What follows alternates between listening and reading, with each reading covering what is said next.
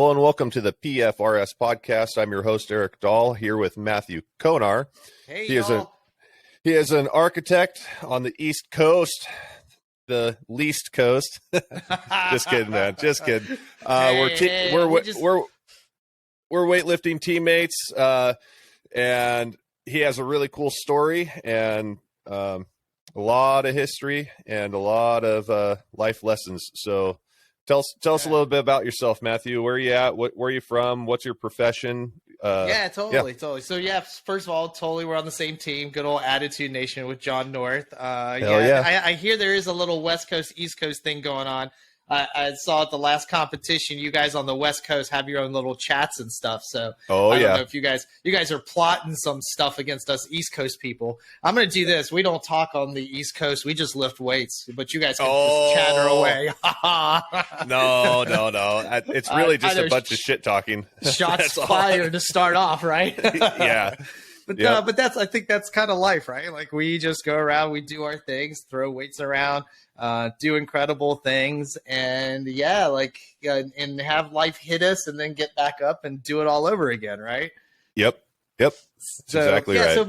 So my background a little bit, I'm an architect by profession. That's what I do by day. So I get to design really, really cool things, somehow deal with codes, a little bit of permits, inspections, and that's the non-fun stuff that they tell you about. So there's a lot of behind the scenes stuff that's pretty darn technical and hard to be able to do all the cool, fun, beautiful stuff that hopefully we want people to actually see, So That's kind of life, which I think is parallel to a lot of things in life. There's a lot of hard training in a back room to be able to go on the platform for even just 6 lifts. I don't even know. I don't think I've ever counted how many practice lifts you do, and then you only get 6 at a competition to show a percentage. That would be actually kind of a cool stat. But that's kind of that's my life. I've had a couple things thrown my way. I've had some health issues, which is definitely a motivating factor for weightlifting, because it's nice to unfortunately be at the bottom end and then work your way up to hopefully show how much your body can do on the positive strength side. So definitely had that. So I am a cancer survivor. I actually don't say I'm a cancer survivor very, very rarely. I don't play the victim card. And I not mean that with any disrespect. It is a part of my life, but it does change my perspective, but it's not the only part of my life. So it's it's just a chapter, Oh yeah. So how did you, what led you to get into the industry you're in and down school, and how'd you pick your school, and how did that affect you, and did it take you across the country or anything? All sorts of. So I'm a total East Coast kid. You already brought that up. I've lived all up and down the East Coast. I'm not a military kid. My parents actually came to the U.S. when I was 3, and they came, like my dad said, with a suitcase, a kid, and $1,000. Jeez. And it's kind of that old story of somebody working really hard, getting a better job. Yes, my parents landed in the classic New York by airplane, not boat. But dad would get a better job, and I'd move around the country. So I've lived, like I said, all East Coast, New York, all the way down to Alabama. I had 4 kindergarten classes, did not even go to my 5th kindergarten class because it was only 2 weeks of school left, to give you kind of an idea how often we moved. Yeah. Ultimately, we settled high school in Raleigh, North Carolina, and that was the first time it felt stable. So 4 years in high school, which is pretty awesome, but didn't know anyone coming in. But that kind of set me up to make Raleigh and, let's say, North Carolina my home. I live in Durham now. There's a little rivalry between Raleigh and Durham. They're sister cities. But I went to high school in Raleigh. Kind of was thinking I'd be in Georgia Tech actually for college. They replied first. And then I got lucky and NC State gave me more money. So I kind of did the awesome poor kid thing, right? I just, hey, you're going to give me some money and a scholarship to go learn stuff? I'm going to go there. So yes, I just went from North Raleigh High School to downtown Raleigh at NC State to college, and 2 different worlds, suburban to downtown. So obviously went through the, oh my gosh, I'm trying to be a little mini adult. Not really yet. Went into engineering. Dad's a mechanical engineer.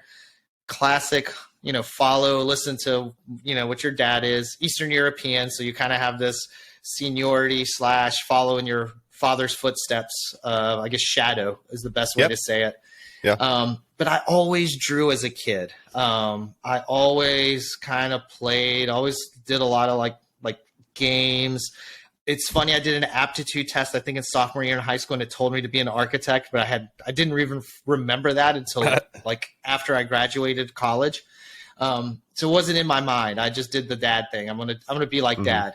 So I learned to draft. He drafted a lot, old school. I saw all this stuff growing up. So logical, went to engineering.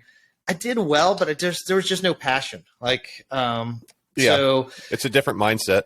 Yeah, sure. Very different mind, very technical. And I will say this, I work with some really creative engineers. So looking back, yes, you can be a very creative engineer, and there's creative aspects to engineering.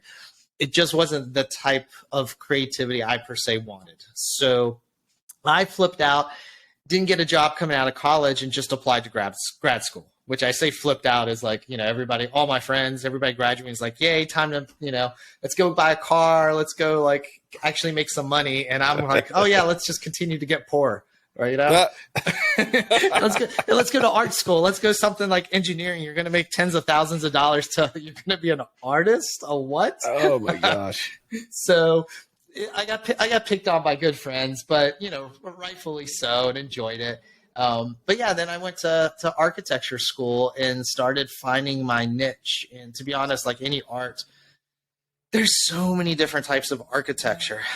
There's very architecture, there's technical stuff, there's people like me who my kind of architecture, I love old buildings. I love tectonics, which basically is the real fancy way of saying how you put things together, right? And we have such a cool way of exposing old buildings now.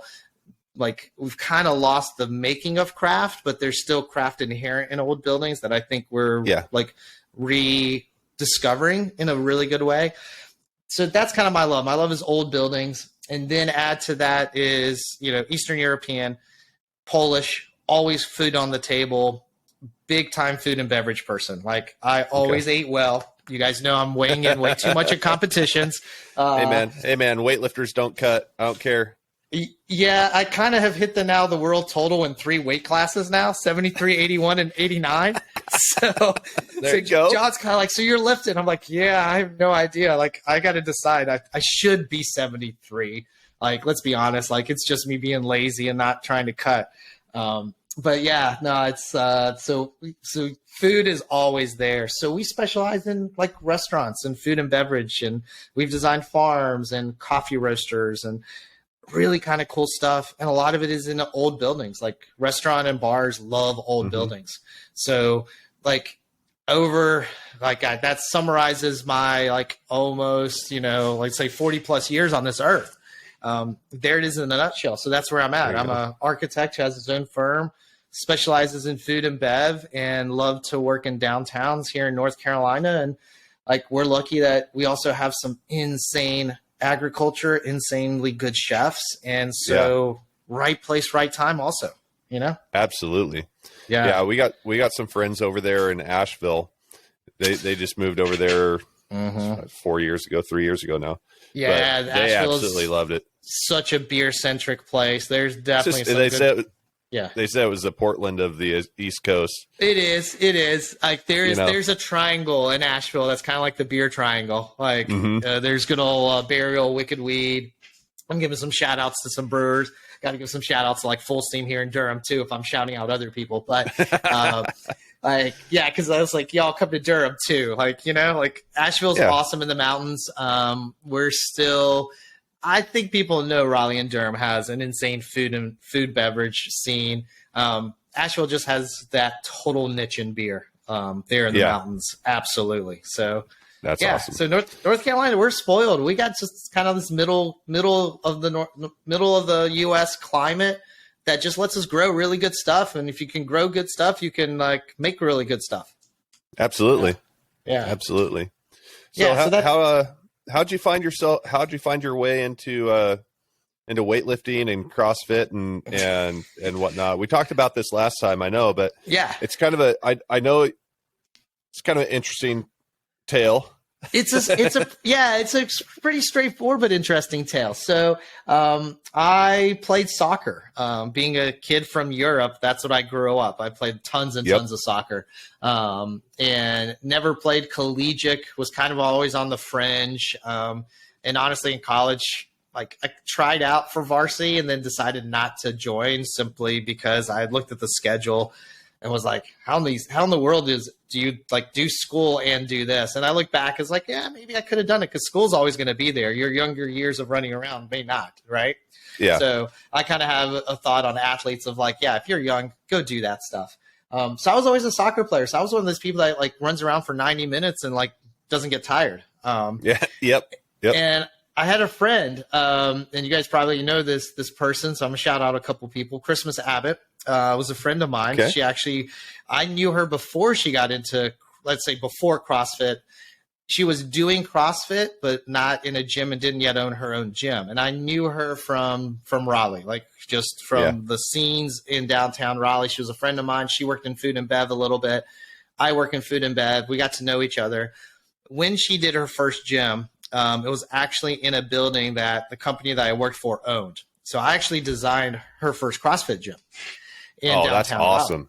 So, of course, we're friends, and she's just riding me hard like, hey, dude, you got to do this CrossFit thing. And, of course, I'm that egotistical, still younger self of like, I run around for 90 minutes. What the hell can you do in 30 minutes that I can't do in 90, right? A lot. Yeah. Well, let's just say it this way. I'll say one word: barbell. Oh man. So she finally got me in. Did not give me a barbell day one. Did give me a kettlebell.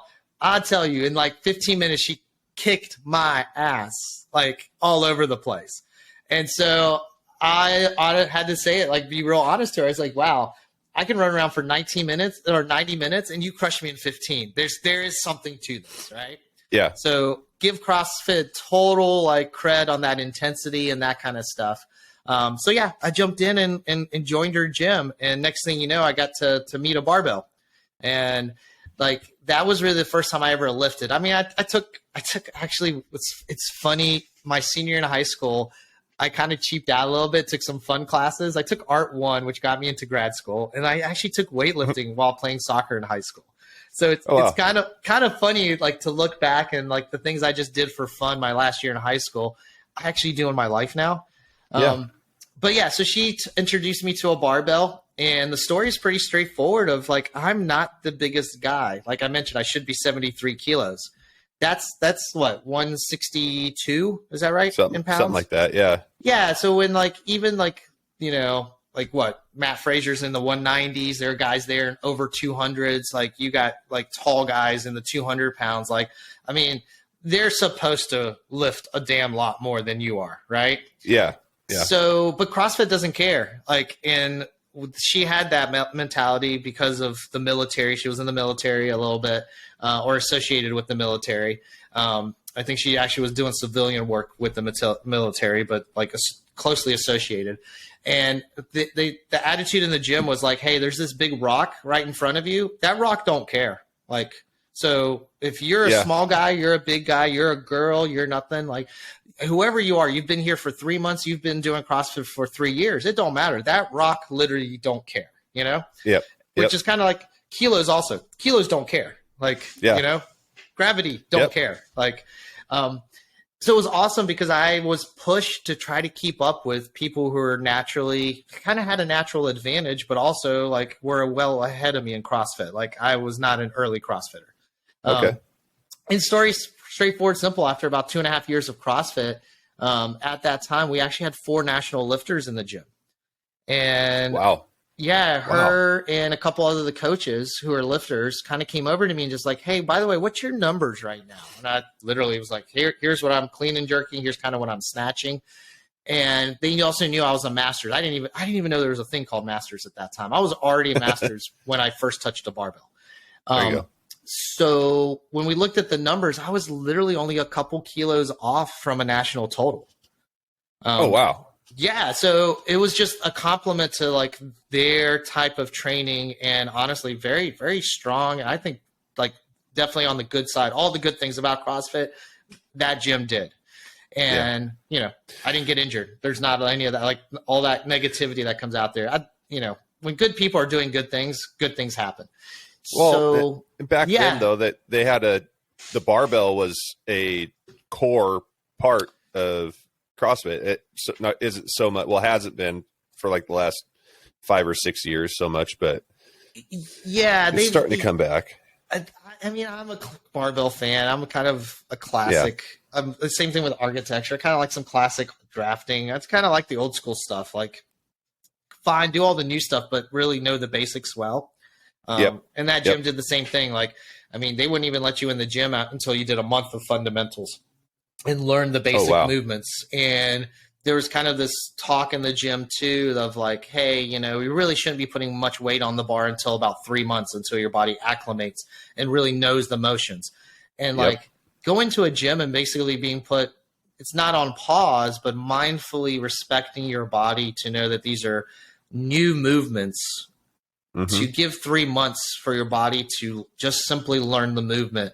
There's a lot of PVC pipe work. There is barbell work. There was not that much weight, but you got like those basics are still like, they're still there. I was really, really lucky. There's a lot, there's a lot of luck I've had in my life too. But yeah, so I got to that, and finally, like, we got to that point where we looked at my numbers and they're like, hey, do you want to actually focus on like a strength and weightlifting program for about 3 months and go to a comp? And I was like, yeah, that's cool. Like, I'm tired of getting beat up by these big guys. So let me go to a competition. I went down to, I can't remember which one it was. I went down to Savannah, and I literally felt like I was cheating, because I'm like lifting against everybody in my own size, like my own weight. Like, it was like in my own age, because like I said, masters. And I went on a streak early of winning a good bit of competitions because my foundation was so good. And, that's awesome. And there it is. And next thing you know, I'm weightlifting, right? And then it's just a progression of moving up. And I moved from Raleigh to Durham. So, I couldn't go to that gym because it's just 40-minute drive. That just doesn't work. Yeah. Had local coaches, those went all sorts of ways, different gyms, like the classic, like, gym story. It seems more convoluted than it ever should be. But in there, like, yes, I gave Coach Penley a buzz. I dropped him an email, got in touch with Coach Glenn, and I think I caught him at the right time too. And he literally coached me for a while. And then we all know Coach passed. I think all of us went into Funkland for a little bit, and then I just reconnected with John, and next thing you know, here I am on Attitude Nation. Nice. Yeah. Nice. So that's a lot. I feel like I dumped it all. Like, everybody knows everything about me now. There you go. So in that path and in that I guess walk from college, finding your career, finding an outlet or a transfer for your athleticism, right? From soccer in high school and early life to weightlifting, CrossFit, and then weightlifting. Were there any pitfalls? You said you didn't get injured, but was there any pitfalls or anything that set you back mentally, emotionally through that time? Yeah, I feel like life throws all sorts of, I use the term curveballs, right? Like, I feel like everybody has a story. Like, we all have a bit of challenges, whether it be family, life, work. I had a series, and I'll go a little personal here. Like, I was brought up Eastern European, and that's the household I was taught, right? But I lived in the U.S. And so, like, I'll be honest, I think in my 20s, I say it this way, I was culturally confused. Like, I didn't know, like, here's the cool part. Years later in my 30s, I figured out, I was like, wait a minute, here's the cool part. I got taught two different things. I could take the best from both, right? Yeah. But that maturity wasn't yet there in my 20s, right? Okay. So, I did move a little bit from office to office at first, wasn't sure what kind of architecture I wanted to do. I say I got married young, like, that's a relative term. it's funny. I got married like in my 20s. I was like the last person in my, let's say, Polish family to get married. I was the first of all my American friends to get married. Right. So there's a good example of like this cultural difference, right? Yeah. Like, you got everybody in Europe going, hey, when's Konar getting married? Is he going to I'm 25. And they're like, oh yeah, he's never going to get married at 25 already. I'm like, what in the world? Where are the grandbabies? Yeah. And I'm like, dude, I'm 25. I'm like I just got out of grad school, you know? Yeah. Let me live. Yeah. Yeah. So I would say like that led to, unfortunately, like, yes, I was married at one time, got divorced. I say I just got married too young. It's just kind of unfortunate. It is what it is. I hope to think that I've learned a lot from that difficulty. I did get cancer at 29. My family, especially my mom's side, but there's some in my dad's side too, do have a cancer streak. I got lucky that I got to be the youngest to ever get cancer in the family. Lucky. Yeah, so you know, I say it. You know, I can obviously kind of say it playfully now because like I've been through that, right? And I say humor also, and like just goodwill. Like you need some of that to get through these kinds of hardships. So yeah, I had luckily I had lymphoma, Hodgkin's, which there's a ton of research on. So percentages were actually not that bad. I was what's called a stage 2 out of 4. So stage 1 is local, like in a lymph node. Stage 2 is like half your body. 3 is your whole body, and 4 is like past your whole body if it's infected multiple systems. So obviously I had 2. I had a classification of B because I had some really awkward symptoms. So like that's why I didn't catch it at 1. My symptoms were not what is typical by the book. I just got lucky one day where a lymph node was exposed. Something looked big and off. Doctors tried to give me the classic medicines. We couldn't figure it out for a couple of months. And finally, a doctor was just blunt honest with me. It's like, hey, if you want to know what it is, you want me to cut you up? And I'm like, let's do it. Let's go pull this bad boy out and see what's going on. And the lymph node that got taken out was actually in my neck, which is a really, let's say, delicate surgery. So I think just to take out a little lymph node that's on the surface of my neck was over a 3-hour surgery. Wow. And then, yeah, the story there is super simple. Like, oh, it was supposedly nasty. Like the doctor walked out. I'm still under completely knocked out anesthesia. Walks out into the classic like waiting room and just tells family is like, hey, I don't even need this to go to like whatever the biopsy department is where they cut it up and look at it for real. He's like, no, that thing's full of cancer. Wow. So yeah, I kind of knew. This is one of those things you do trust your body. I knew something was up. And I knew deeply something was really, really wrong. Like if you're a bit of an athlete, you know a little bit about your body. I knew something was not right. But I never thought it was so not right that I wasn't going to figure out how to get through it. And I'll be honest, cancer and especially chemo, I wish that on nobody. Someone explained it best because mentally this is so hard to understand, especially like unless you really go through it. They are literally poisoning you to an inch of your life. So like you are going to go through who knows what level of discomfort. Could be pain, like certain parts of your body don't function. Like you don't even know what like those chemicals are going to do to you. Like that stuff is just, it is nasty. So I say this, that after going through 6 months of chemo, I think the kind of counterpoint to weightlifting is I remember leaving the hospital on the last chemo treatment. I like couldn't walk. I mean, wow. I would take a step and my ankle would buckle. Like I could not support myself. And I'd already lost who knows how many, like 20, 30 pounds through chemo. Jeez. So like, you know, think about a soccer player. We're pretty darn thin to begin with if we're that kind of endurance athletes. Then I somehow lose 20 or 30 more pounds. And then I can't even hold myself up.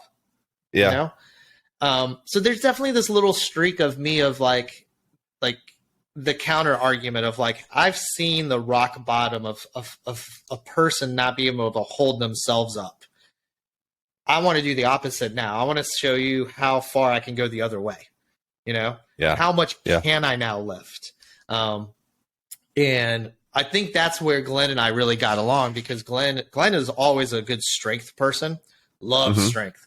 And so to give someone like me who does not have a strength background, neither in athletics, nor can I say I've had a good continuous streak of strength, because I literally got knocked on my ass, literally, that I was kind of a great experiment to put his strength aspect on me when he was coaching me.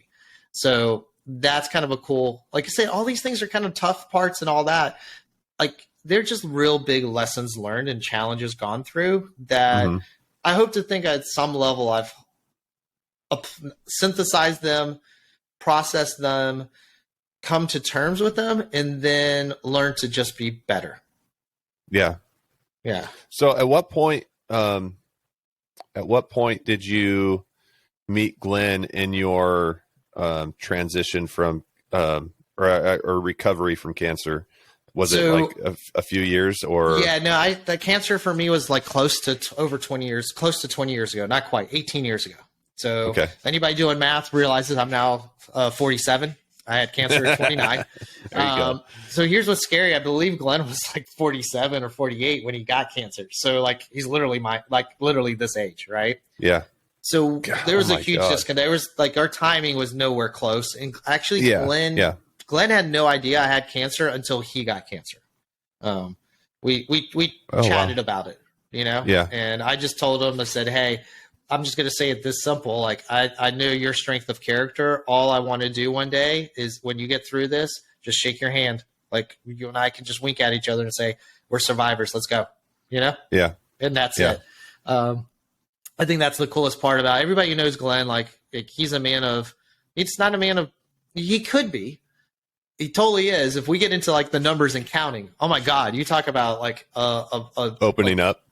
Wow. Yeah. Like when he just is at the right moment of opening up, and showing you his, like John likes to call me the beautiful mind, but no, like Glenn's beautiful mind of numbers and like strategy and integrating knowing each athlete's numbers, how to motivate them, how to put numbers on a card to motivate an athlete, because there's something special about that number. Like there was always this aspect of like, it's not just a kilo on the bar. It's not just a number, like, yeah, it's 1 kilo, but it's a PR. Like there's emotional context there. And I that's another reason I think I gravitate towards John has that emotional side to the lifting, like, oh, absolutely. It's not it can be a very static sport, but like, it's kind of fun when it's not, when you just kind of make it something a little crazy and fun. But you go for it. Oh, I was just going to say that you're absolutely right that everybody of the, I've called it in the past, but the school of Penlay, right? Everybody that's been influenced by him one way or another, even if you weren't his athlete necessarily, but if your coach, I'm saying retrospectively or whatever, like Jared Fleming, right? Like he was never one of Glenn's athletes, right? Or was he he was for a short period of time. Yes, I think there is a little overlap there. Yes, but like before he was Glenn's athlete, like he was influenced by Glenn's training style or coaching style and what Glenn's athletes were doing. And same thing with Ian Wilson. Like all these guys are part of this body of work that Glenn put together, and Glenn made weightlifting a part of life. Yeah. Like it's not just a sport. If you look at like small town football, right? Like that's what, in my mind, that's what Glenn, the perfect situation for Glenn would be not small town football, small town weightlifting, where you have a weightlifting team that has just as much like hold on the community as a football team does. Yeah. Right. And that amount of emotion and that amount of like just power and backing and heart, and soul of a community. And now, instead of being a small town, it's the entire country has these little pockets of people who are influenced by him or by somebody who he influenced directly. And it's such an amazing thing. And what John has, John and I have had the conversation multiple times about, he created the Dark Orchestra. He created Attitude Nation, and like what it really means is so deep and so profound in how people come together under this banner of, let's just get out there and see what we can do, see what our bodies are truly capable of, and work past the mental part. And then once we're past the mental part, like the mental barriers, and then our body creates a barrier, and then let's work past that. Let's take our mind and use it against our body. Like let's play this both ways. And it's really, really amazing. I 150% agree. Like there's like 10 stories that came to mind as you're talking. Everything from like the stories of gifting of shoes by Glenn, of athletes coming to his house, of them all going out to eat and figuring out how to get the most calories in, and weightlifters we're not the most let's say gifted in terms of finances for our sport. Nope. So it's a little bit of a passion thing, right? And even the stories of I've heard more from John. Glenn and I never talked about the old like quote the boom days or the Cal strength days because we were always a little more focused on today. But the stories of like the camera that came in the very first time to make some of those videos, and the story of like supposedly. And I'll let John tell the story more, but the little hint I got is somehow the term Attitude Nation came up randomly, where John's like made a lift on a camera for Glenn, and Glenn's already like, what the hell am I doing with this camera? YouTube wasn't a thing, and so they're all just like goofing around with this camera, and John screams something like, that one's for the Attitude Nation, and Glenn's like, who the hell is Attitude Nation? And John's like, everybody out there. Oh my God. And so that's kind of the rumor of the story that I heard, that it's all of us out there who are eventually going to be a part of this thing, that just kind of like they didn't even know they were creating, but they kind of like hoped that it was there. And like the cool part is like it actually happened. Like, absolutely. And then the mental stuff is like, that when you say that, like, you and I were chatting like about a bit about the counting of cards and the competition stuff. But when I'm like coaching with John, I actually take it as somewhat my responsibility to remove every factor that I am capable of removing as a coach at competition, to let the athlete focus on exactly what you're saying.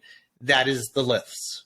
And so remove the mentality of like, oh, when am I going to lift? When is this? What's on the clock? What's this? Like, I want an athlete not to worry about anything. I want all focus to be on like, you lift that barbell. And John and I were talking about this on Monday, and I think we kept coming back to the same word. Like there's just an athlete coach trust, right? There's this relationship that is so key to that success. So when, if you ask me about what do I do with all the like backroom card counting that I do for the team and setting us up for lifts, like if I didn't have the trust of the team and vice versa, me trust, because like when I lift, I do the same thing. I turn around and give it to Aaron Denning and John in the same way. Like I don't look at the board. Like I do what I like kind of want let's say the athletes that I'm helping. I want you to focus on that barbell, Yep. So that's kind of cool. The mental aspect, exactly. That mental aspect is very powerful when it is focused on a single effort, right? And that's the cool thing about like our sport is we do get to go on stage and within that 1 minute, like it is a singular focus, very dynamic, very powerful, very fast moment of athletics, Yeah.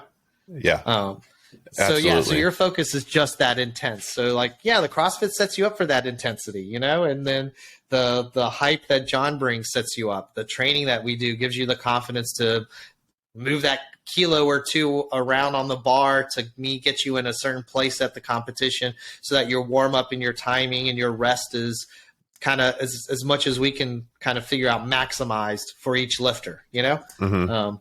So yeah, there's the mentality, like you said, like, yes. And all of that. I mean, I will say I got taught indirectly through Glenn, like just per application. This is not, you know, I read Seb's book, love Seb. Seb's great. Seb gives you just a hint of how deep and powerful Glenn's thoughts were, you know? Yeah. And that book is fantastic because Glenn wanted a simple book that you can read. But I think any of us that are directly influenced or had any relationship with Glenn can tell you, like, oh no, that guy had, like, there was a deepness. There was a singular focus from a coaching aspect of weightlifting that he wanted every athlete to give. And that total buy-in is the basis of trust, you know? Yeah. It's pretty nuts. And I think that's the coolest thing too, is we can talk about how many people were influenced, you know, and the vibes of weightlifting, in my opinion, have gotten better. I see competitions being more vibrant, more fun, even from the officials. Like, and obviously I'm at the table, so I interact with the officials.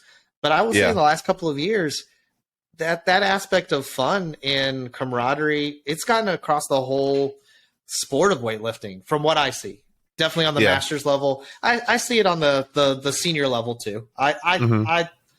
Every Arnold Nationals, the ones that I've been at coached, the coaches are cool. I mean, there are moments where, like, we got to figure out how to beat each other. But like, all in all, it's like, we want to beat each other because everybody wants to lift the most weight. Yeah. Well, that's the thing. I mean, honestly, like, there's, as far as the lifter is concerned, like you said, like, you break it down. So the only thing he or she has to worry about is lifting the weight that's on the bar.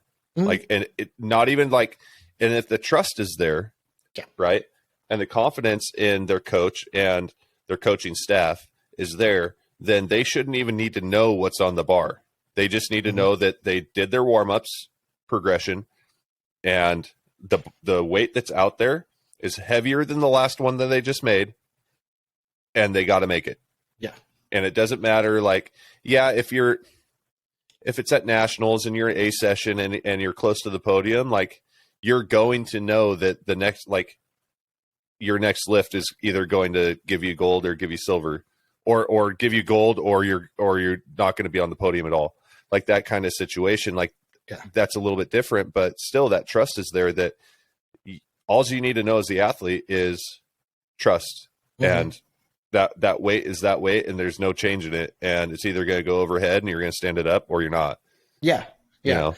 And the other mentality, I think we hinted at this last time we talked, or we were talking about it offline a little bit, is like, I would love to go through a lot of athletes, and just out of curiosity, I don't know how many would actually totally reveal it. What is your actual thought process? I mean, we could go all the way to, like, walking up on the platform, right? But let's just say just the moment when your hands actually touch the barbell. Like, the only person I say that, like, literally like kind of rips, like Brett Andrus, like, he just has such a, like, stand up that when he steps down, he just literally grabs with confidence and goes. Almost all of the rest of us, like, we grab the bar and have a moment, right? Yeah. What mentally goes through that, like, couple of seconds, right?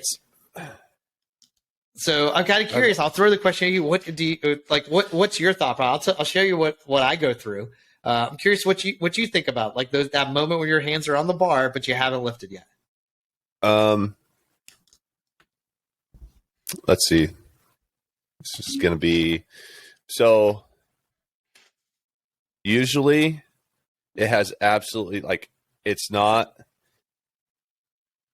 Sometimes, like, little things will leak into what the bubble the cloud, that the storm or whatever that I've created to, like, initiate my CNS, to get my everything to fire right and be as as like motivated in a singular motion as possible, right?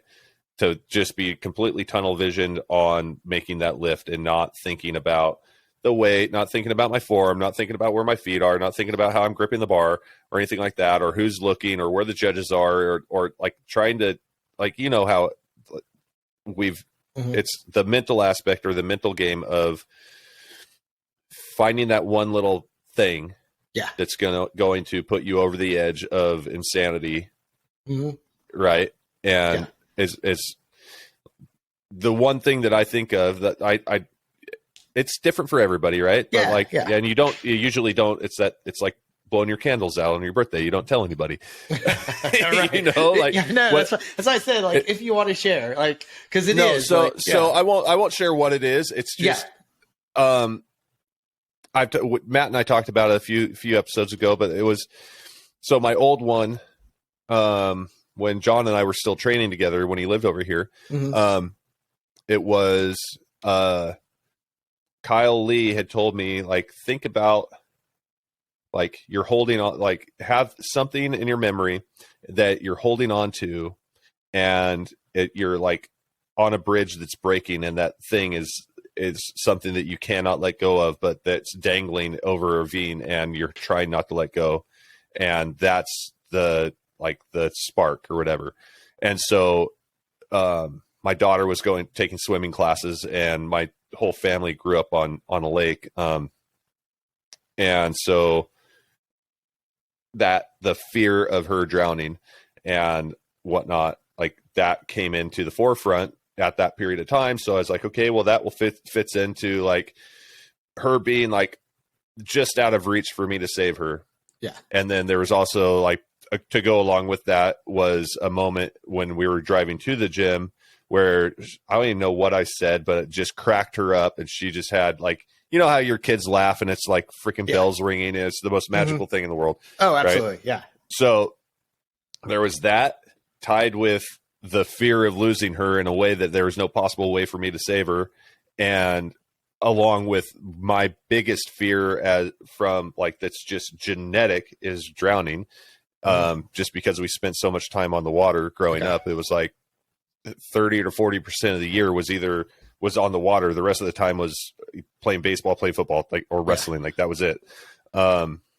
So that was the first thing that I think of going up to the bar, and it was just so tunnel vision in on that moment, on that thing, to completely cloud out everything else and not let, like, okay, is my grip, are my knuckles even looking down on the platform?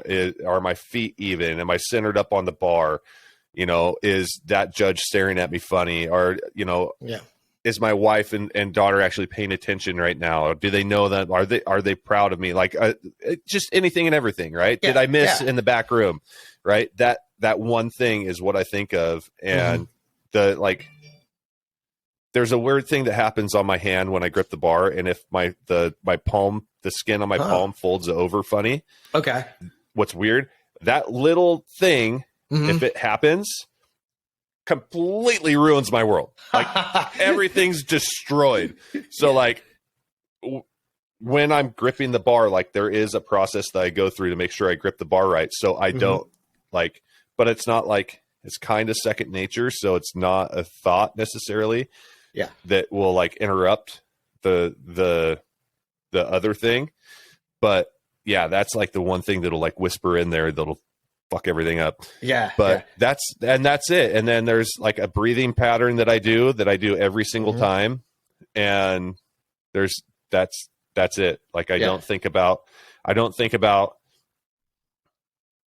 over pulling or pulling hard or my pressure in my feet or nothing like that. It's all just, it's kind of primal, really. I mean, that's just to break it down. And that's the cool thing, is, like, the people, almost everybody I've talked to, and I will say people who do a good bit of lifting, most of the time the answer is exactly like you said. It's something mental, something very personal, and it is not about form It is not about lifts. It's not about the judges. It's not about the audience.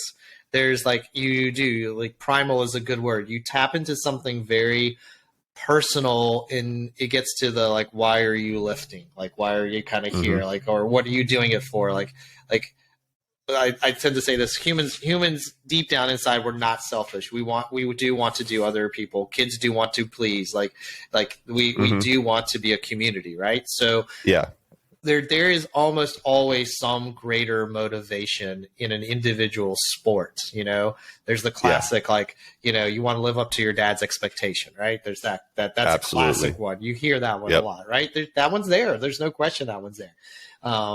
Like, my ritual is pretty straightforward, and I don't think about cancer, but my mentality is based on my cancer. I look at it this way. I was given a second chance.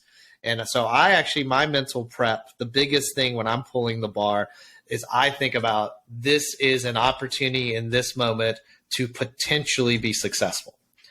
And the key thing there is potentially successful, because I don't want to put a pressure of like, oh, I have to hit this lift. There is this super balance of confidence, but not stress. Okay. So, because if I'm overly stressed thinking I got to hit this lift, that puts me into a different zone, and that's not that confident zone. Yeah. If that makes sense. So my whole walk up, and you guys probably know this, like, there's kind of the joke around there, like, I'm the guy with the M&Ms, right? Yep. I like sit down when we go, before I get on the platform, I put my M&Ms under the seat, got something to drink, and I put a couple M&Ms in my mouth. That is the start of, I call, like, those happy joy moments of like, here it is, let's go, let's have some fun. This is an opportunity. Let's go play, you know? And sure, like, I watched the video, and it's like, you look like it's serious, and John's hyped up, patting you on the back, slapping your legs, all of that. Yeah, there's still a lot of hype. But there's this underlining of like, this is fun. This is absolutely fun. And so the M&Ms in my mouth are always a little reminder of the goofiness of fun. One, I just love M&Ms, but two, like, I used to hide M&Ms in like a coffee table, like, and sneak M&Ms, and like, nice. So there's M&M, like, that's when, like, oh, I was watching my weight and stuff, but there was M&Ms in the coffee table. So when you sat down, watch TV, you could grab some, right? Yep. So they're tapping into that kind of stuff too. But yeah, I go through the kids, I go through the other stuff too. Most of that happens as I'm walking up. But yeah, it's a fun thing to talk about, that mentality, because it's so based on your experiences, you know, obviously both good and bad, that you're internalizing at that moment. Like, that's kind of like, I guess that gets into the like Donnie comment of like, why, you know, like Donnie Schenkel is like, this is the like ultimate, you know, expression of man in sport, right? And I don't know if this is man or human or however he says it, because like, there are incredibly great female lifters, and no disrespect there whatsoever. That's unfortunately a bad cultural thing that we still say man. But like, it is just such let's say, an expression of human performance, right? Absolutely.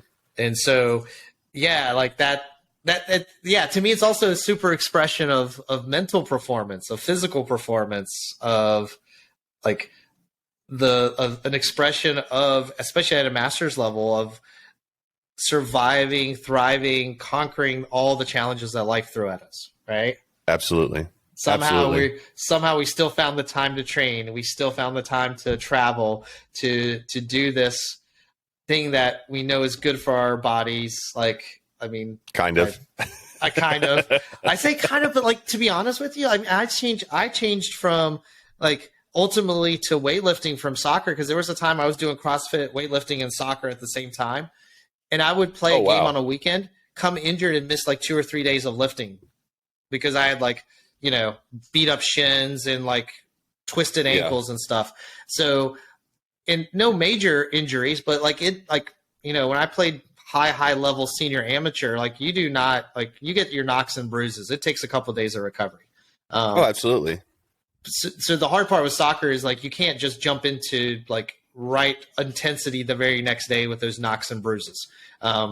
Lifting, I think, is with a good coach that has a good program, they know how to balance that soreness and fatigue.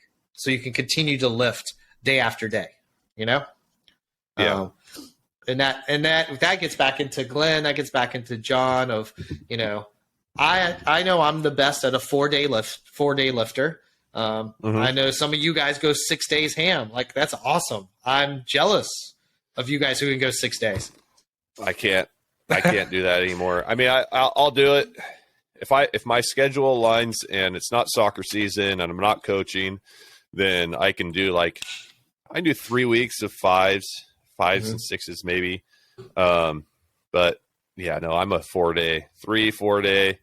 And maybe if somebody wants to roll over to the garage or we want to meet over at Matt's on a Saturday just for a quick max out or whatever, then but I can't do it anymore, man. It's too much. Yeah, no, Glenn and I, that was actually one of the first things Glenn did is when we chatted, he was like, I literally at your age don't know how much to push you. And so there was our first understanding was this. He was like, I'm throwing the full program at you and you tell me if your body is breaking, if you can't, if we're getting to a point, so there's this trust level of that was the one cool thing with Glenn. He told me straight up from day one, I'm an experiment, which honestly, that's the biggest compliment from Glenn because he was always trying stuff. He was one of those always learning, always doing stuff. And he just said, you're a master's athlete. I'm just going to throw it at you and see what your body can do. And, I'm one body of multiple bodies, but I was a little bit of a test of, and he started with a 5-day program. And I think within 3 weeks, we discovered I was not optimizing. And so we switched to a 4-day program. And then, of course, Glenn's brilliance of which days are heavy, what's heavy on which days, how to recover, what I should do on the 3 days of recovery. With this 4-day program, there is 2 back-to-back days. Those 2 back-to-back days were really important to have right. You could not split the back-to-back day. That just could not happen with that brilliance of why it's programmed the way it was. 4 days just was optimal for me. It just So when you say you don't split the back-to-back days, are you were you snatching and clean and jerking and squatting on both those back-to-back days, or were you snatching first and clean and jerking and then taking a day off to let your back and to take a break before you came back? Yeah. So what Glenn did for me, because with the soccer, and I don't have a strength background, so strength was something we were subtly building. Okay. And I say subtly, trust me. When I went to bed and was sore, it was not subtle. But what we would do is almost always day 3 was a lot of times, especially before comp, we definitely did a lot of the classic, chutes and ladders, snakes and ladders. You just max up, make sure you hit a certain number of reps, but you're trying to build as heavy as you can on those reps, both on snatch and clean and jerk. And then literally that's it on day 3.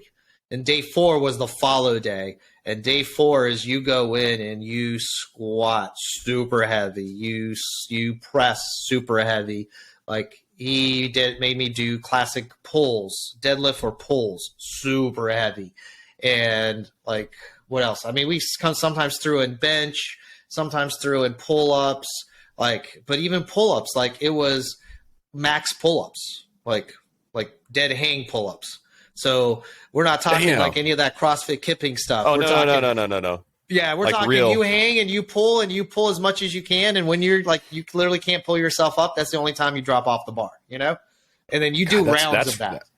That's freaking, I can't remember the guy's name. That was, it was a Russian philosophy of, I can't remember what it was, but it was basically doing pull-ups to failure. And they had a certain name for it, but there was a reason to do it. And it was for a 30-day period. And you built, there's a whole, it's Russian. So of course they wrote a book on it, but of course, but that's crazy that he utilized that. That's awesome. That's one of the best things. I wish I would have been able to be there to experience Glenn and his mind and how it worked and how, and I wish I could have him on this podcast to ask him why, how did you come to the conclusion to try this? Yeah, I'm sure it's just like any other, just like me. It's like, well, that's an idea. Let's try. Yeah. Well, if it fails right away, then okay, it failed. Oh darn. Yeah. Move on. Part of the brilliance is there's in this genius is not that you've got the answer right off the bat, but you are at such an advantage of you're already in the right direction. Yeah. Right. So is that going to work perfect? We don't know. I'll be honest, we learned 5 days fail for me. Right. But we were close enough to be able to adjust from 5 to 4. Right. And so I don't know exactly all of Glenn's methodology. I mean, I can tell you right off the bat, he's definitely throwing strength at me. He wants a strength day, right? And he's going to put that classic. He's going to put that strength day right after a day you fatigue yourself classically with the lifts, right? Yep. All the muscles and all the body parts were just, let's say, maxed out the day before, right? Yep. So now I'm going to throw you the heaviest strength day the day after, right? Wow. I'm going to literally push your body to the point, those day 4s were almost always the longest sessions. They came to sometimes 3 hours because you had to you had to put rest in between those. I mean, they're the classic 5x5s, right? Yeah. 5 by 5 of 90% of your 5 rep max. And wait, that's week 1. Week 1. So you can just imagine what's about to really go down the next couple of weeks. This is not going to get any easier, right? But here's the cool thing. We were talking about mentality, right? When you go out of those strength days, and I'm sitting there and I still do this, and I still know that there is this very cool relationship between 5s and a single. You should, without question, and I'm just going to throw this out there. I don't have all the stats to 100% back this up, but it works for me. I can do 5 of front squat more than I can clean.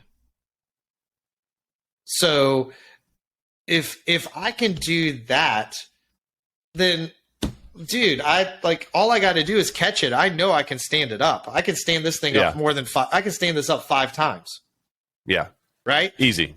Yeah. Easy. All right. That's kind of the brilliance of the mentality and some of the numbers. And so when we get into even planning for competition and stuff, I actually think Glenn was a genius in how to apply the numbers, not only to his athletes, but to that mentality that you're talking about, right? If he's breaking me down on day 4, making me do pulls and deadlifts at, let's say pulls were easily 110% of your max clean for multiples, right? Yeah. Okay. Yeah. You know where that bar is going to go. 100% now feels light on a pull, right? Yep. So you're doing that. And then you're doing, let's say, front squats to higher than your single clean is for multiple reps. You kind of got he's on that strength day, he's building you mentally as much as physically, because you can pull it and you can stand it up. So darn catch the thing, right? Yeah. Then all you got to do is jerk it. It's fine. Right. Then jerk it. And I have an advantage on jerk. I've got fast feet from soccer. So my jerk, I jerk 10% more than I clean. That's stupid. What the? Okay. Yeah. No, my max. I've tightened it up a little bit, but my max clean actually is 114. I'm trying to remember if I did 115. 114 is definitely my max clean and jerk. And I know I've definitely jerked 124, if not even 126, if I remember correctly. Wow. So that's a 10 kilo jump. Crazy. Yeah, it's crazy. And it's just, I say this, I just have fast feet. I can put them in the right spot super fast. It's not about the press strength. This is the classic weightlifting. So awesome. If you don't have the strength, you can make it up with speed, right? If you don't pull the bar high, if you can still get fast under it and have the mobility, it can complement / I hate to say make up for your lack of strength, but it can, right? You can these elements are so cool. Each of us are different. Efficiency. And each one of our bodies are a little different. And the cool thing is the best athletes and the best lifters in the world are amazing at all that. They're fast, they're strong, They have great technique. Like, they're mobile. Yeah. Like, you know, this is where, like, you look at someone like Lasha, like, of course, let's all talk Lasha, right? Biggest man ever, most weights ever lifted. I don't know how that man does it. How does he move that much mass of himself that fast? Well, I mean, he's been doing, he's always been a plus, but when he weighed like 120 kilos or 115 kilos, like, he was still snatching over 150. Like, you know, like, he learned his technique when he was smaller, and he's just consistently stayed on that progression and been able to keep all of it. I mean, I don't know. Yeah. I don't want to say the word, or the acronym, but I'm pretty sure there's something else going on other than training and eating and staying mobile. But anyhow, aside from that, like, it's still, I got into a conversation the other day at work about this, and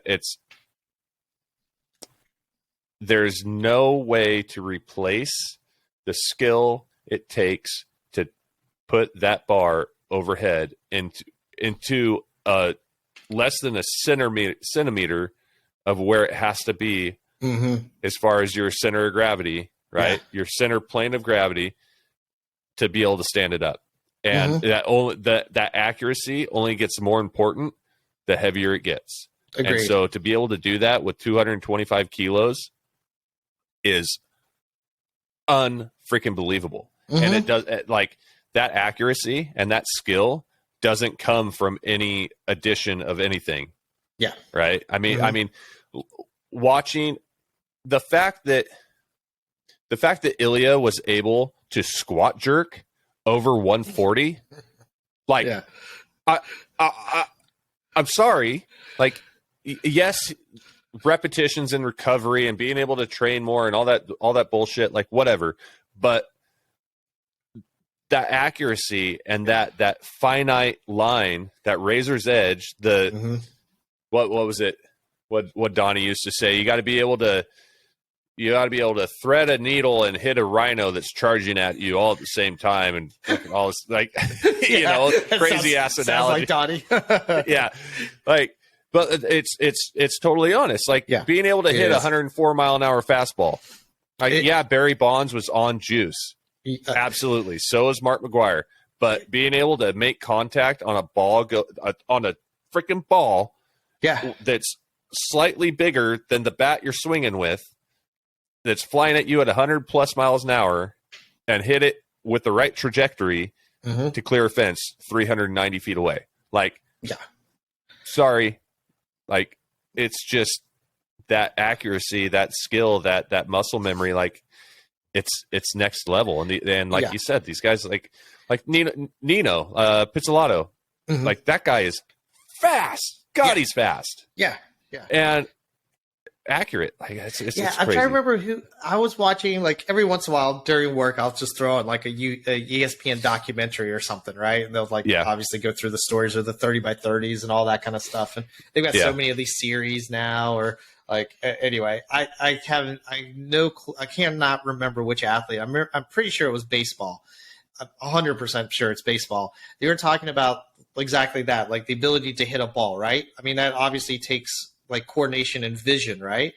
And I can't remember. They were talking about a famous outfielder that had such insane vision. They could be in the outfield, and I think they could read like the name on the back of a jersey at home plate, which is such a elite, super high level of vision. Like, it's like such a small, almost infinitely not like that was just a God-given gift. So like, you just happen to have this gift of vision. And so, like, if you have that accurate of vision, then like, you found a great application to that vision, because that vision is needed to see whatever subtlety turn, whatever in the baseball, but then you still have to react. There's still a lot of other pieces to it, right? Yeah. But you're given one like major skill to be able to perform at a high level. And you're right. Like, that's cool thing. Like, we can talk about every sport. I have a respect for every sport, because like, there is training involved in every sport, you know?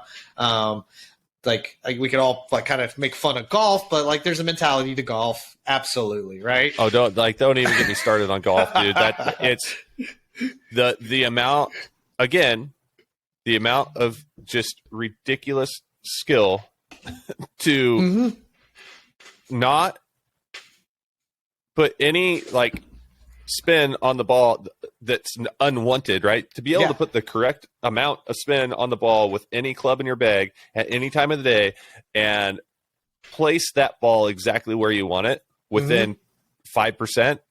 Yeah. Like it's just like I played outside of high school, or it was like junior year or whatever. So the summer before junior year, my dad was a contractor, and he, with that, part of his like negotiation for his spot in that company was he had to have a family membership at the country club. Yeah. So the company, the company paid for our membership at the country club. And so that was my mom's babysitter that summer, was she would drop me off as the sun was coming up, and I'd go play around the golf in the mist, go play around the golf, go get a cheeseburger, then go back and shoot another round of golf, and then go swimming, and then possibly go and either do 9 or another 18. I did that 5 days a week. Yeah. I got so good. It's all gone now. But like it was like that repetition. That's the same thing these guys are doing. They're just getting paid a few $1 million to do it. Yeah. I mean, I think you get to it. Like there is hard work cannot be taken out of an athletic endeavor. No. Like absolutely not. You could get to a certain level with some gifts, but there's no question this let's say attitude of hard work, maxing out, like some of those things that are on our team all the time, pushing each other, like you cannot get to your peak without that. Like that's a necessity, no question about it. And that's where when I mentioned, I step up to the bar. That hard work provides an opportunity to do the best that you can on the platform, right? But you can't go on that platform without putting in that work. Like you just cannot, right? And with that work comes those other aspects of precision, accuracy, speed. Like there's so much other stuff to do, but like to get to your best. And I'm not gonna say like that's like we all have personal goals. To get to your best, you got to put in the work. Yeah. You know, absolutely. Short and simple. That opportunity, the idea of the opportunity, that was a big thing for Glenn. I know we keep going back to Glenn, but he has had such a big impact on you. He has remotely had a big impact on me. But his whole philosophy and Donnie's and John's and everybody else was in that era was, every time you step up to that bar on the platform, like that's an opportunity to prove or disprove what you've been doing. Yeah. So, I mean, it carries over to everything in life. Like every time you turn those keys over to your client, right? That's an opportunity for you to succeed and to prove who you are and what you've done. And like every time that I walk away and I go tell the weld inspector that weld's ready for x-ray, like that's an opportunity, that weld was an opportunity for me to prove my training and prove my background. And like, it's amazing how much weightlifting carries over just the philosophy that we train under, carries over into the rest of life. It does, but they go back and forth. You're totally right. There are times where I'm in meetings in architecture and we'll make a weightlifting reference, and pretty much everybody knows I weightlift. Clients and like engineers and GCs for the most part. But yeah, every once in a while, like that kind of reference pops up, and then vice versa. Like chatting with you, I'm surprised I haven't really dropped a big food and beverage analogy. Like we almost always talk like consistent to like growing things or recipes, but that's the same kind of thing. Like one of the ones that we're big on right now, and obviously with COVID and things stopping and like we're in this time warp, is this whole notion of time. Like we kind of like, it is actually such a valuable thing. And this could be so personal, work, weightlifting, like time is such an important ingredient in life. Like, we are given time. We have to respect time. It can be taken away from us. Like, I got that hint of what happens when it get like, I don't know what happens, but like, hey, like somebody's about to steal that stuff, right? Hey, Grim Reaper, thanks, but no thanks. I'm out of here, right? Yeah. So like, that's appreciation of time. Same thing, like time to give to other people, to do your work well, to train well, to take the time up, the opportunity to like go show off your work, like you said, like whether it be welding, going on the platform, like, you know, dedicated training. That's a lot of time. Like, I'm like at a personal state right now where time is so valuable. And so like, same kind of thing when I'm going up there doing counting cards, right? I'm actually managing time the whole time.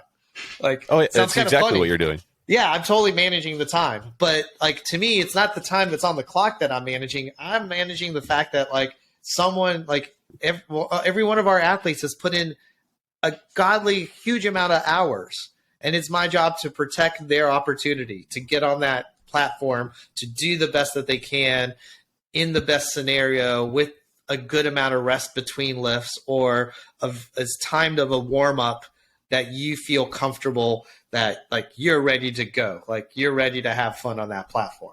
So yeah, time is kind of like, honestly, if you ask me like where my head is, like that right now is the concept that's like at every level of my like thought process right now, is the value and importance of time.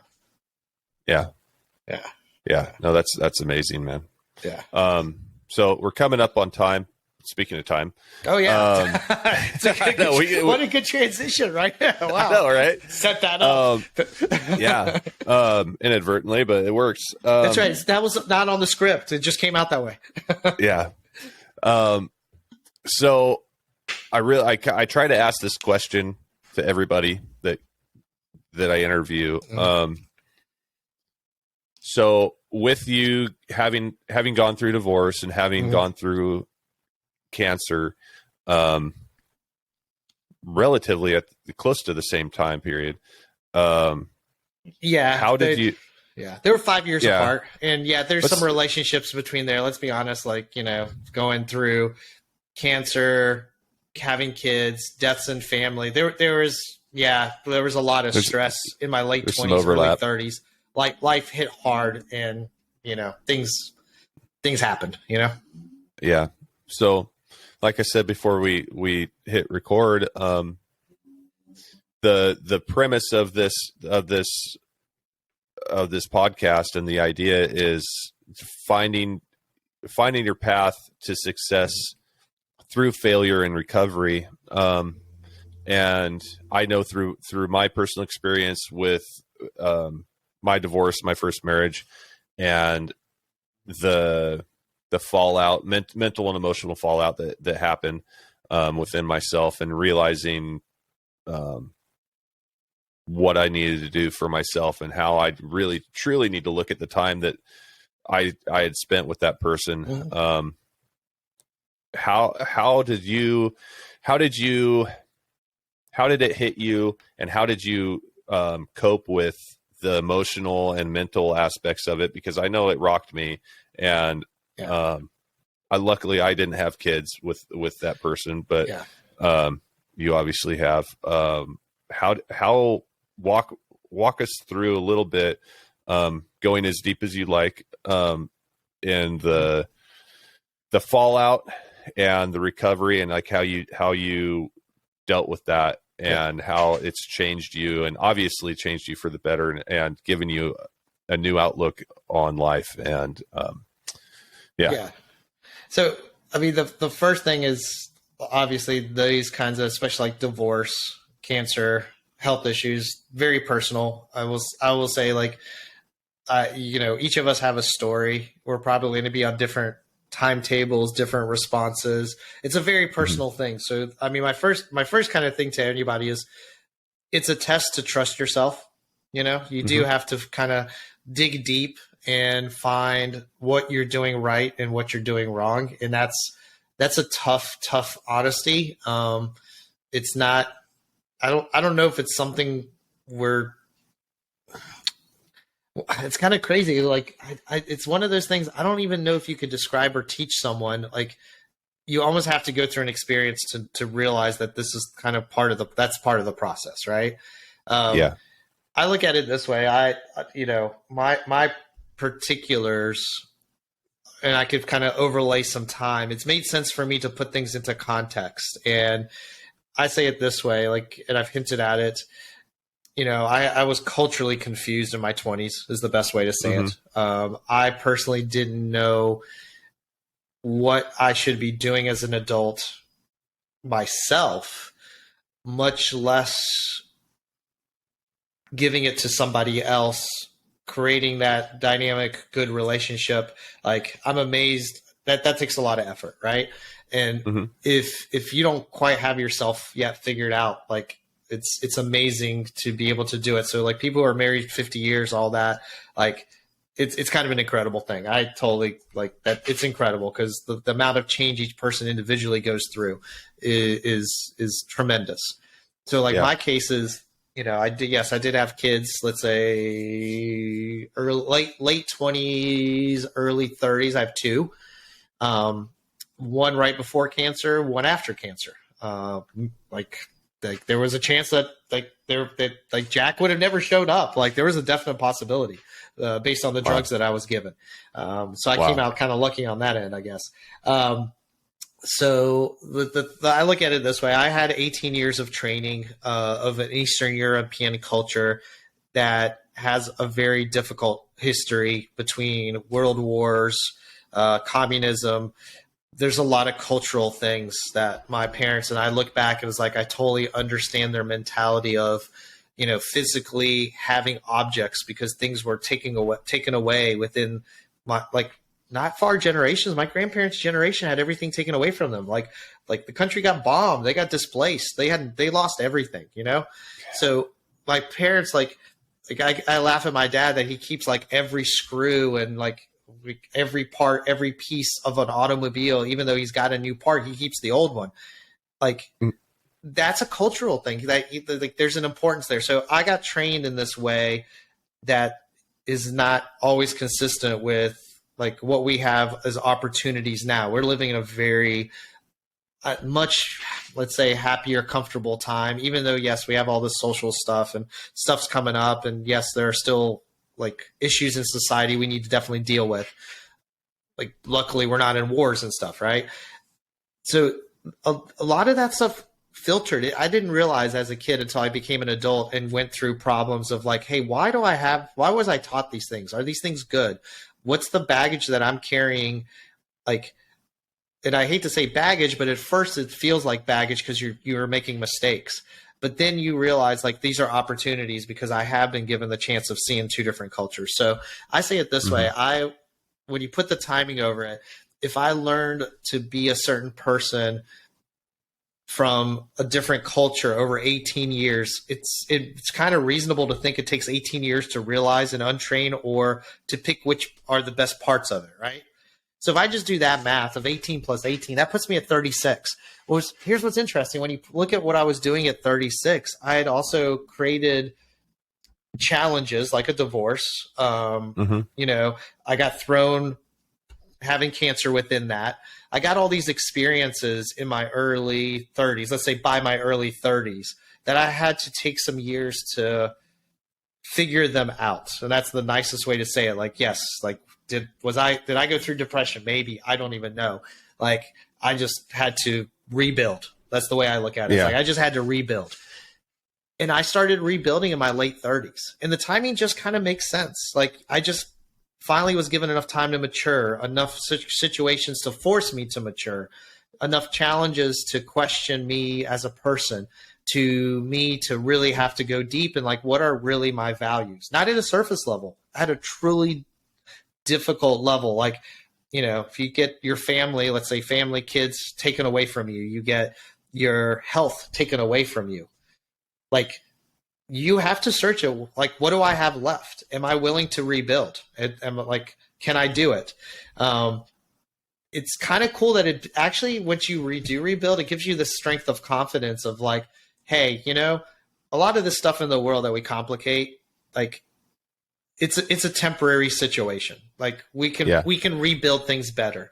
And that's where I say, like, I started hitting that in my like late 30s. And then that's about the time where, like, hey, I started an architecture office. I started to get into weightlifting in my early, like, actually, I think it was like 39 or 40, like when I first like picked up a barbell, somewhere around there, right? Like, yeah, I started making decisions of, this is what I want to do. This is what I'm passionate about. This is what I like. So my timetable, I say, it's kind of, when I look back, it's kind of that simple. You know, let's round it out. 20 years of being a kid, 20 years of figuring out how to be a young adult.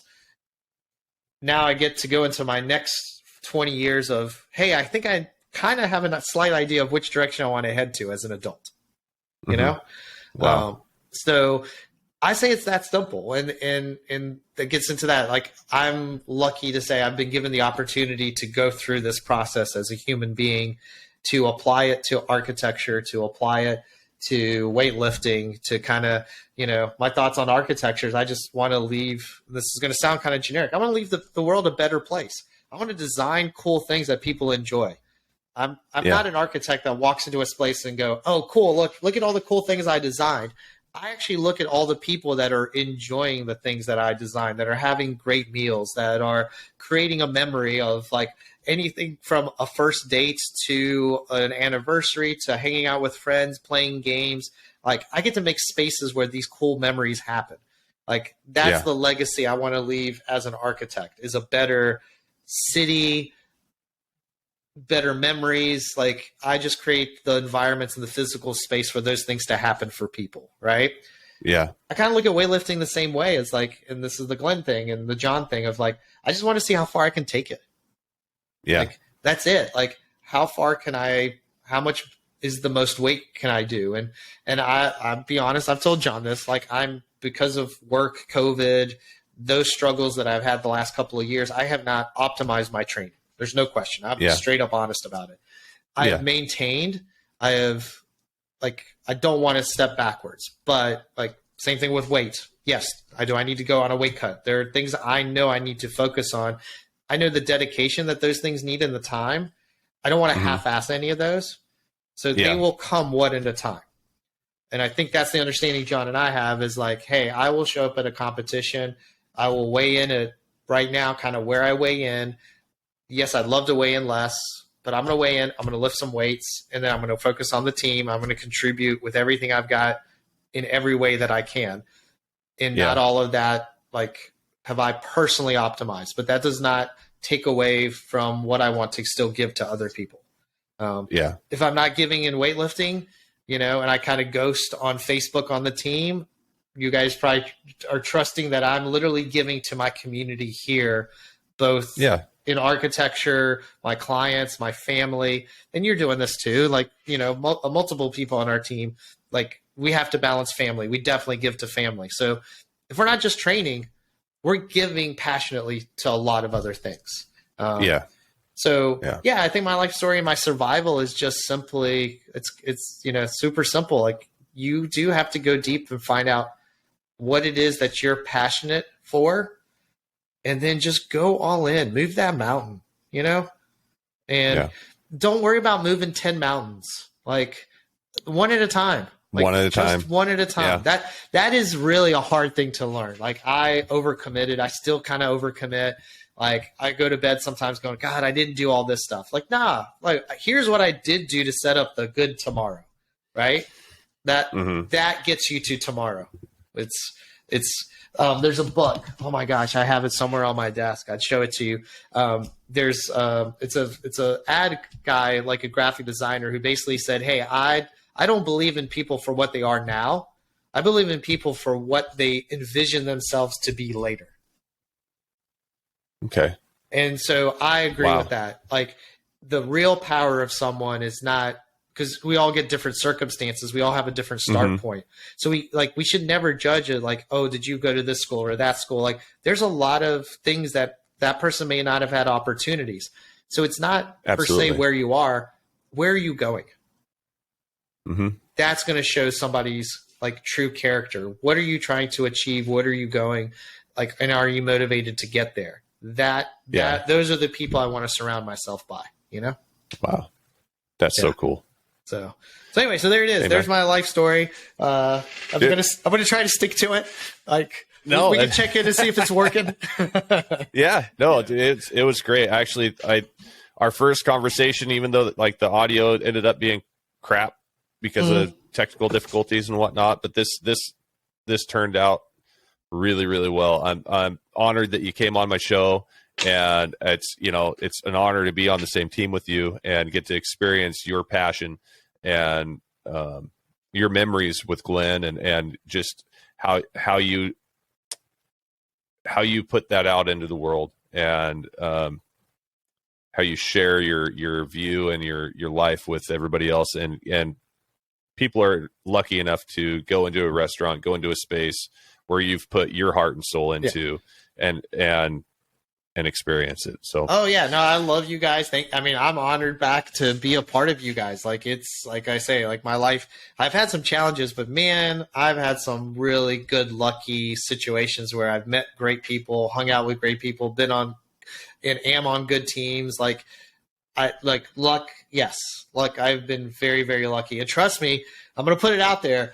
One of my goals is to have ultimately a space here in Durham where Attitude Nation comes, throws down, and you guys, we can have a camp here, like in a physical space, because I think the Raleigh-Durham area, I'm going to throw it out there, Raleigh-Durham needs a dedicated Olympic lifting area, because there are some great lifters, team and not on team, in this area.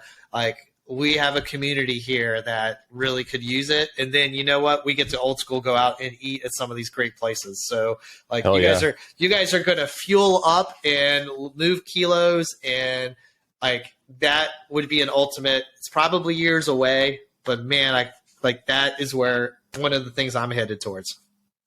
Awesome. Yeah. Let's talk off air here in a minute about that, because I have Matt and I and what we're doing over here with the Kilo Chasers camp coming up in 3 weeks. God, it's freaking 2.5 weeks. It's right around the corner.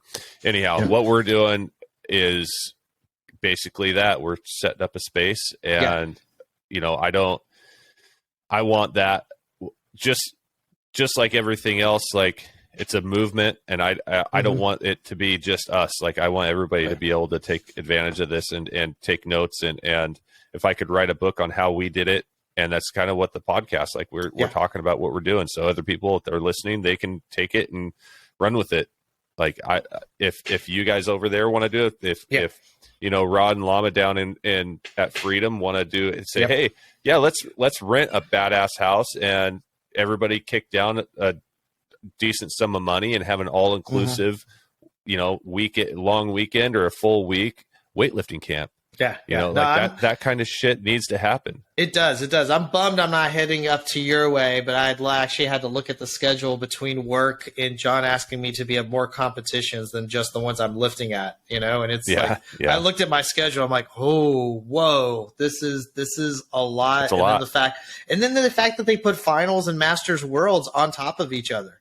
So I can't believe it. I'm not surprised, but I mean, schedule wise, like, if, we've got a lot of Masters, but like, if the first couple of days of Masters are like enough, this is going to sound funny, enough old people, really, really the Masters of Masters, if there's enough of them that our team starts a couple of days into the competition, we might be able to roll from one, because luckily one's in Atlanta and one's in Orlando.